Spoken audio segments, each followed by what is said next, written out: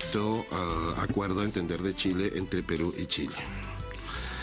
Chile presenta dos argumentaciones. El primero es que, aceptando el planteamiento de Ecuador de la frontera marítima entre Ecuador y Perú, que había aparecido en una carta náutica anterior publicada por Ecuador en 2010, es decir, antes del intercambio de notas de mayo de 2011, y cito de la dúplica de Chile, Perú ha aceptado esta frontera marítima a todos los efectos completa que en forma consecuente Ecuador plantea que fue creada por la Declaración de Santiago, tal y como se dice en la carta.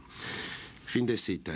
El segundo argumento es que la línea fronteriza definida en el intercambio de notas de 2 de mayo de 2011 no podrá depender de la existencia de islas y que en ese sentido no está en conformidad con la posición de Perú de que la segunda oración del punto 4 de la Declaración de Santiago se refería únicamente a un límite lateral para las proyecciones insulares. Ninguna de estas argumentaciones resiste un examen detallado. En primer lugar, me referiré a los argumentos de Chile sobre la Carta Náutica de Ecuador, que ven ahora en pantalla, es el punto 57 de los documentos. Es importante entender la cronología de lo que sucedió realmente en relación con esta Carta Náutica por la forma tan confusa en que se presenta en la dúplica de Chile. Ecuador publicó esta carta, que lleva el número IOA 4.2 en julio de 2010. No obstante, 3 meses antes, el 12 de abril de 2010, Perú se había dirigido por escrito al secretario general de las Naciones Unidas, manifestando, entre otras cosas, que Perú, y cito de la comunicación al secretario general, que Perú no ha firmado ningún tratado de limitación marítima y que, sigo citando, formula una reserva respecto de cualquier mapa que presente supuestas fronteras marítimas entre Perú y los estados vecinos. Fin de cita. O sea, incluso antes de que Ecuador publicase esta carta náutica, la posición de Perú estaba bien clara respecto de cualquier mapa que supuestamente presentase una frontera marítima para ese país. En agosto de 2010, como les decía, Ecuador publicó este mapa y en agosto publicó un decreto ejecutivo por el que se aprobaba la Carta Náutica y se remitió una copia de la misma en marzo de 2011 a las Naciones Unidas. Chile afirma que tras la presentación de Ecuador de dicha carta a las Naciones Unidas, Perú modificó su reserva, indicando que la carta representaba con exactitud la frontera marítima entre su territorio y el de Ecuador. De allí, Chile salta a la conclusión de que de esa manera, Perú aceptaba la frontera marítima completa y a todos los efectos que pretende que Ecuador consideraba que había creado la Declaración de Santiago. Esta línea de argumentación conlleva dos defectos básicos. En primer lugar, la aceptación por parte de Perú de la representación de la frontera de la Carta Náutica de Ecuador, y solamente eso y no cualquier otra información. La aceptación de esa frontera se produjo únicamente el 2 de mayo de 2011, es decir, la misma fecha en que se procedió al intercambio de notas entre Perú y Ecuador.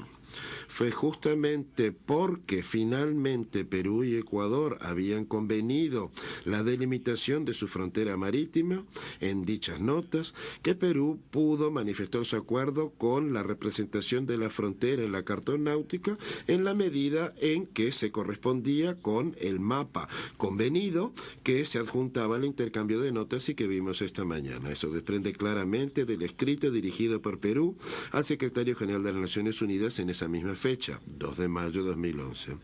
En segundo lugar, no fue la Declaración de Santiago que creó la frontera marítima entre Perú y Ecuador, sino que fue el intercambio de notas que estableció dicha frontera. De haberse ya delimitado dicha frontera, no habría sido necesario proceder al intercambio de notas de mayo de 2011. El único mapa convenido entre Perú y Ecuador que presentaba su frontera marítima es el mapa que forma parte integrante del intercambio de notas de 2 de mayo de 2011. Arguye también Chile que la frontera, objeto de acuerdo entre Perú y Ecuador, no es consecuente con la posición de Perú de que el punto 4 de la Declaración de Santiago se refiere únicamente a los límites de las islas, porque la línea fronteriza convenida se extiende más allá del límite de 200 millas marítimas generadas por las islas ecuatorianas. Esa es la línea que está punteada en amarillo y negro que ven en la pantalla. A 200 millas de las islas ecuatorianas, como podrá ver la Corte, el acuerdo de frontera marítima de mayo de 2011 se extiende más mar adentro. La argumentación de Chile es que de alguna manera ello no es consecuente con el planteamiento de Perú de que el punto 4 de la Declaración de Santiago se refiere únicamente a las islas, tal y como lo dice claramente por otra parte. Pero es que no hay ninguna, es en todo momento consecuente, porque el punto 4 estableció un principio relativo al límite de la soberanía marítima de las islas ecuatorianas situadas a más de 200 millas marítimas de la zona marítima general de Perú, no demarcaba la frontera. A lo largo de su trazado inicial, la línea fronteriza convenida por Perú y Ecuador en mayo de 2011 está en plena conformidad con dicho principio.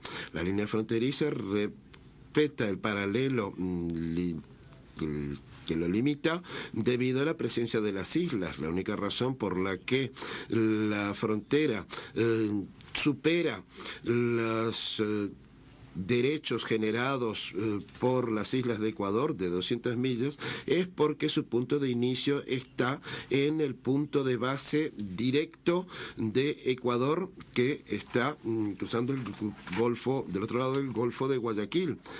No en allí es donde está la frontera marítima. Se inicia allí y no en el punto en que la frontera terrestre llega al mar, que está del otro lado del Golfo de Guayaquil. Esa es la razón por la que la línea supera las 200 millas marítimas. Está claro que esa línea de base recta de Ecuador no existía en 1952. Dicho elemento, por ende, de ninguna manera podría haber constituido el fundamento de una frontera delimitada en 1952. El acuerdo de fronteras de mayo de 2011 toma en cuenta este factor a la hora de establecer el curso de la línea fronteriza, lo que no hace más que reforzar el hecho de que la frontera marítima entre Perú y Ecuador, convenida en el intercambio de notas de mayo de 2011, jamás había sido delimitada, nunca se había convenido previamente. Lo que también está claro es que la frontera marítima convenida entre Perú y Ecuador consigue una solución equitativa y proporcionada. A diferencia de la situación geográfica entre Perú y Chile, donde el cambio de dirección de las costas de ambos estados crea un efecto de solapamiento muy pronunciado, y que además recorta los derechos de soberanía de Perú si se utiliza un paralelo de latitud como una frontera, la frontera entre Perú y Ecuador no produce un efecto similar porque no hay un cambio de inflexión, no hay un cambio de dirección tan pronunciado. En definitiva, se desprende claramente que incluso en una situación geográfica en que el principio establecido en la segunda oración del punto 4 de la Declaración de Santiago pudiese ser de aplicación, es decir, entre Perú y Ecuador, la declaración no establecía la frontera, que no se hizo sino hasta el 2 de mayo de 2011 en el intercambio de notas. Mucho menos establece la declaración Declaración de Santiago una frontera marítima en una situación geográfica en que la segunda frase del punto 4 no es de aplicación, es decir, para el caso de Perú y Chile. Esta es la frontera que habrá de ser establecida por esta Corte. Señor presidente, miembros de la Corte, cuando Perú y Chile manifestaron su intención de iniciar un acuerdo para establecer una frontera marítima, sabían cómo hacerlo. Para Chile eso queda claro por su acuerdo del 84 con Argentina, y para Perú se desprende claramente del intercambio de notas de mayo de 2001 con Ecuador. Ambos acuerdos incluyen elementos que constituyen componentes fundamentales de un acuerdo internacional de fronteras marítimas. Por ejemplo, ambos se refieren al hecho de que la temática a convenir era justamente la frontera marítima, de lo que no se habla en la Declaración de Santiago. Por otra parte, identifican exactamente qué es lo que se está delimitando, es decir, la columna de agua, el lecho marítimo y el subsuelo.